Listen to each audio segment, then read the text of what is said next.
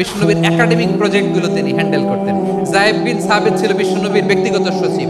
কে ছিল? ব্যক্তিগত সচিব। বোঝেন নাই? বিশ্বনবীর ব্যক্তিগত সচিব এবং দোভাষী। ইহুদিরা কিছু লিখে দিলে এটার অর্থ বিশ্বনবীরে বুঝায় দিতেন। আবার ইহুদিদের কাছে কিছু লিখতে হলে তিনি লিখে দিতেন। বিশ্বনবী একদিন বললেন, ইন্নী ওয়াল্লাহি মা আমানু ইয়াহুদা আলা কিতাব। ইহুদিরা যে চিঠি পাঠায় অর্থ তো বুঝি না, আরেক ইহুদি আইনে অর্থ করা লাগে। আবার ইহুদিদের কাছে কিছু লিখে পাঠাইতে চাইলে আমরা তো লিখতে পারি না, ইহুদিরে দিয়ে লেখা লাগে। ওরা যে পয়রা শোনায় লিখে দেয়, আমি ওদের বিশ্বাস করি না। আমার নিজের একজন লোক দরকার। বিশ্বনবী এই যায়েদ বিন সাবিতকে চুজ করলেন ল্যাঙ্গুয়েজের জন্য। উনি বললেন, যায়েদ, তোমার সফট স্কিলকে ডেভেলপ করতে হবে, তুমি হিব্রু ল্যাঙ্গুয়েজ শিখে ফেলো। যায়েদ বিন সাবিত বলল, বিশ্বনবীর মোটিভেশন আর ইন্সপিরেশন পেয়ে আমি 15 দিনে ইহুদিদের এই হিব্রু ল্যাঙ্গুয়েজ শিখে ফেললাম। এই ভাষা আমি পারদর্শী হয়ে গেলাম।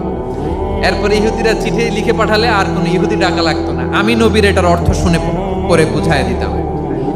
আবার ইহুদিদের কাছে চিঠি লেখা লাগলে আমি যায়েদ বিন সাবিত চিঠি লিখে দিতাম। বিশ্বনবী তাকে দায়িত্ব দিলেন, কোরআন যা নাজিল হয় তুমি লিখো। কাতিবুল ওয়াহি বানায় দিলেন। সুবহানাল্লাহ।